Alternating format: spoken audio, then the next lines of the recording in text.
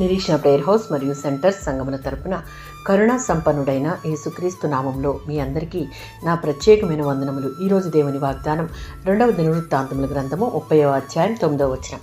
యెహోవా కరుణా కటాక్షములు కలవాడు కనుక మీరు ఆయన వైపు తిరిగిన యెడల ఆయన మీ యందు ప్రసన్నుడగును. ఇశ్రాయేలు ప్రజలు పాపంలో పడిపోయి దేవునిని విడిచిపోయారు. చాలామంది శత్రువుల చేతికి చిక్కి చెరలోకి వెళ్లారు. రాజైన హిజ్కియా కాలంలో ఆత్మీయంగా దేశం దిగజారింది. ఆ తరుణంలో హిజ్కియా ప్రజలను మళ్ళీ దేవుని వైపు తిరగమని పిలుస్తూ ఉన్నాడు. పస్కా పండుగను జరుపుకోవాలని ఆహ్వానిస్తూ మీరు దేవుని వైపు తిరిగితే ఆయన కృప చూపుతాడు అని వారికి ఒక గొప్ప ఆశను చూపిస్తూ ఉన్నాడు.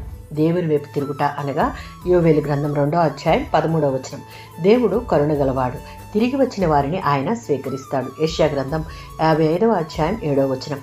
దుష్టుడు తన మార్గాన్ని విడిచి దుష్టత్వాన్ని విడిచి మార్పు చెంది దేవుని వైపు తిరిగితే నిర్గమకాండం 34:6లో ఉన్నట్లు దేవుడు కరుణ కలిగిన వాడు, కృపా సమృద్ధి గలవాడు. మరియు 86వ సంకీర్తన 5వ చరణం, దేవుడు క్షమించుటకు సిద్ధమైన వాడు కనుక దేవుని దగ్గరకు పశ్చాత్తాపంతో రావాలి.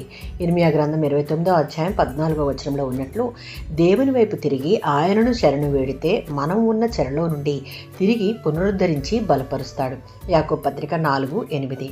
మనం ఆయన దగ్గరకు వెళ్తే ఆయన మన దగ్గరకు వచ్చి మన ప్రతి స్థితిని ఆయన ఆధీనంలోనికి తీసుకుని మన స్థితిగతులను చక్కపరుస్తాడు. శిథిలమైన మన జీవితం ఆత్మీయ స్థితిని బాగు చేసుకోవాలన్న ఆశ కలిగిన వారమై దేవుని వైపు తిరిగితే కోల్పోయిన దీవెనలు తిరిగి పొందుకోగలం. విరిగిపోయిన జీవితం సరిచేయబడుతుంది.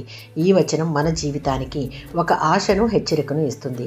దేవుని వైపు తిరిగి క్షమించమని వేడుకొని మనలను మనం మార్చుకున్నట్టుకు ఇష్టపడితే ఆయన మనలను తిరస్కరించడు. సరికదా, తన విస్తారమైన కృపను మన మీద కృమ్మరించుటకు ఆయన ఎప్పుడూ సిద్ధమే. ఆమేన్.